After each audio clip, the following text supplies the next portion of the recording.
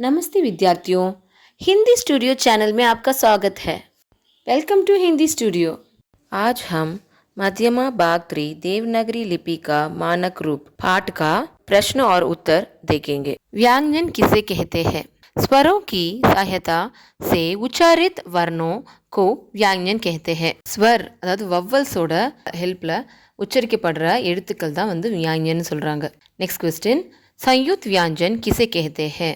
उदाहरण दीजिए. दो व्यंजनों के मिलन को संयुक्त व्यंजन कहते हैं. इत और र को जोड़कर हमको क्या मिलता है? त्र. संयुक्त व्यंजन என்னன்னு கேக்குறாங்க. அதுக்கு ஒரு எக்ஸாம்பிள் சொல்றாங்க. संयुक्त व्यंजन காம்பவுண்ட் கான்சனன்ட்ஸ்.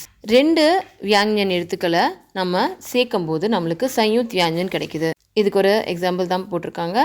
இத் பிளஸ் ர் வந்து த்ர. இப்போ நம்ம ஹிந்தியில் संयुक्त व्यंजन பார்த்தீங்கன்னா க்ஷ, த்ர, ஞ, श्र இதெல்லாம் வந்து संयुक्त व्यंजन.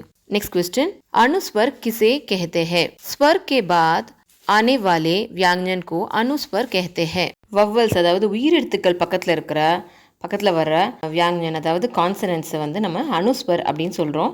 இது நீங்கள் வந்து மேலே வந்து அது புள்ளி வச்சு வரும். அந்த எழுத்துக்கள் எல்லாம் இங்கு, இன்னு, சவுண்டுக்கெல்லாம் வந்து அந்த புள்ளி வரும். கங்கா, சஞ்சல் அந்த மாதிரி இருக்கிற வார்த்தைகள்லாம் வரும். சரிங்களா? 10th क्वेश्चन, विसर्ग के कुछ उदाहरण दीजिए. विसर्ग के कुछ उदाहरण अतः, पुनः, प्रायः, क्रमशः आदि. விசர்கோட எக்ஸாம்பிள்ஸ் கேட்டிருக்காங்க. விசர்கோட கொஞ்சம் எக்ஸாம்பிள்ஸ் அத்தஹ, புனஹ அந்த மாதிரி வார்த்தைகள் எல்லாம் ஹ சவுண்டில் முடிகிறது. அதான் வந்து விசர்க. நெக்ஸ்ட் क्वेश्चन, 11th क्वेश्चन, अनुनासिक चिन्ह का उदाहरण दीजिए. आ, ओ, ए, मा, हूँ, आए आदि अनुनासिक चिन्ह के कुछ उदाहरण है. अनुनासिक चिन्होட எக்ஸாம்பிள்ஸ் கேட்குறாங்க. அனுநாசிக்னா சந்திரபிந்து வரும் இல்லையா, மேலே வந்து சந்திரபிந்து வர்ற அந்த எழுத்துக்கள், அதுதான் வந்து அதோட உதாரணங்கள். ஆ, ஊ, ஏ அந்த மாதிரி மூக்கில் ஒலிக்கிற அந்த சந்திரபிந்து இருக்கிற எழுத்துக்கள், அந்த ஓசைகள் தான் வந்து இதுக்கான உதாரணங்கள். 12th क्वेश्चन பார்க்கலாம். हल या हलंत चिन्ह व्यंजन में कहाँ लाया जाता है? उदाहरण दीजिए. हल या हलंत चिन्ह व्यंजन के नीचे लगाया जाता है. जगत, विद्वान, चिट्टी आदि इसके कुछ उदाहरण है. ஸோ ஹல் யா ஹலந்த் வந்து கீழே எழுத்துக்களோட கீழே வியாஞ்சனோட கீழே வந்து போடுற அந்த குறி, அது வந்து எதுக்குன்னா அந்த ஆ சவுண்ட் இல்லாமல் அந்த சவுண்டுக்காக வர்றது. பார்த்திங்கன்னா ஜகத், கடைசியில் இத்து சவுண்டு வர்றதுக்கு அது வந்து யூஸ் பண்ணுவாங்க. தா சவுண்டு இல்லாமல் இத்து சவுண்டு வரும். வித்வான், தாவோட சவுண்டு வராமல் இத்து சவுண்டு வருது இல்லையா, அதுதான் வந்து அந்த ஹல் யா ஹலந்தோட யூஸ். 13th क्वेश्चन, किन शब्दों में विसर्ग का प्रयोग नहीं होता है? तद्भव तथा देशी शब्दों में विसर्ग का प्रयोग नहीं होता है.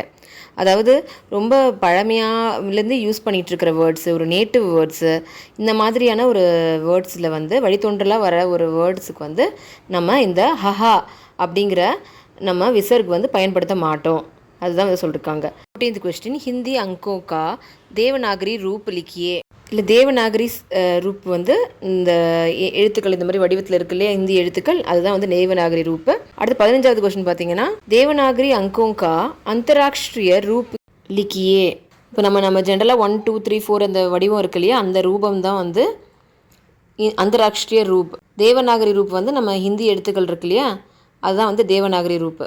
15வது क्वेश्चन, தேவநாகரி அங்கோं का अंतर्राष्ट्रीय रूप लिखिए. நார்மலாக நம்ம 1 2 3 4 போடுவோம்ல, அதான் வந்து இன்டர்நேஷ்னலான ஒரு ரூப்பு.